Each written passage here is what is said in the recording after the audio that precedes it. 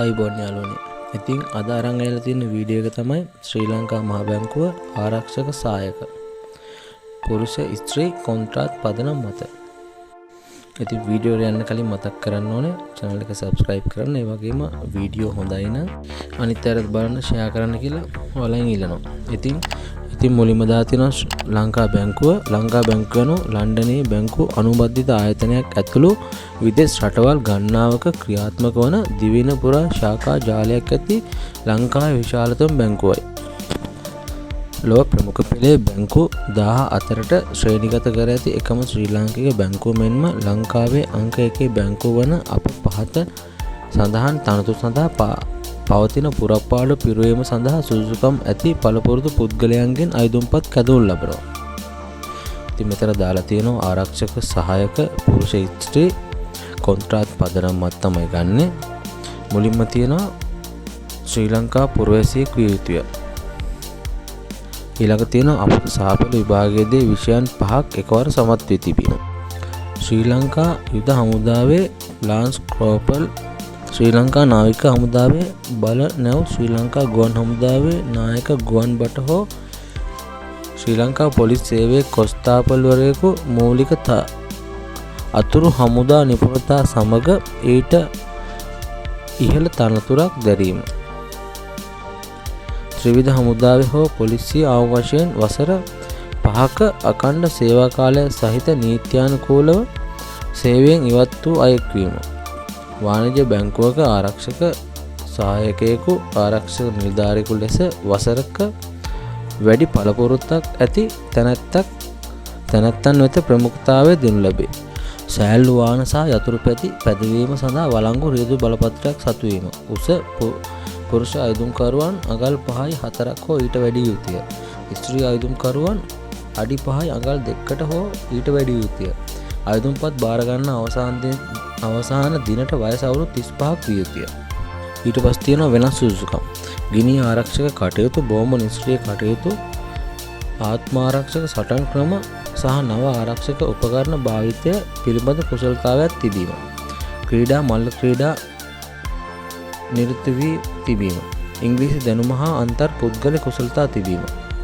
ඊළඟ තියෙනවා නියමයන් හා කොන්දේසි. මෙම තනතුර කොන්ත්‍රාත් පදනම් මත වසර 2 කාල සීමාව සඳහා වේ. වසර 2 කොන්ත්‍රාත් කාල සීමාව සාර්ථකව නිම කිරීමෙන් පසු අයදුම්කරුවන් සුදුසුයයි හැගී ගියහොත් ස්ථිර මණ්ඩලය අන්තර්ග්‍රහණය කිරීම සඳහා සලකා බැලීමට සුදුසුකම් ලබයි. කොන්ත්‍රාත් කාල සීමාව තුළ මාසික දීමනාව පළවන වසර සඳහා 42000 සහ දෙවන වසර සඳහා 52000ක් බැගින් ගෙවනු ලැබේ. බැංකුවේ අවශ්‍යතාවය අනුව දිවයින ඕනෑම ප්‍රදේශයක සේවය කිරීමට සූදානම් විය යුතුය. සාමාන්‍ය කාර්යාල වේලාවෙන් පසු සතිහන්ත නිවාඩුවල සේවය කිරීමට අපේක්ෂා කෙරේ. ඊළඟ තියෙනවා තෝරා ගැනීමේ පටිපාටිය. ඉතින් මෙතන දාලා තියෙනවා අයදුම්කරු ක්‍රියාකාරී සේවයේ සිටින්නේ නම් හා ඔහුව අයව තෝරාගනු ලැබුවහොත් සේවයේ මුදා හැරීමේ හැකියාව සනාථ කරමින් ප්‍රධානියාගෙන් ලබාගත් ලිපියක් සමග 2025 මැයි 3 වන දිනට හෝ ඊට පෙර අප වෙත ලැබෙනසේ පහත ලිපිනයට ලියාපදින් තැපෑලෙන් යොමු කළ යුතුය.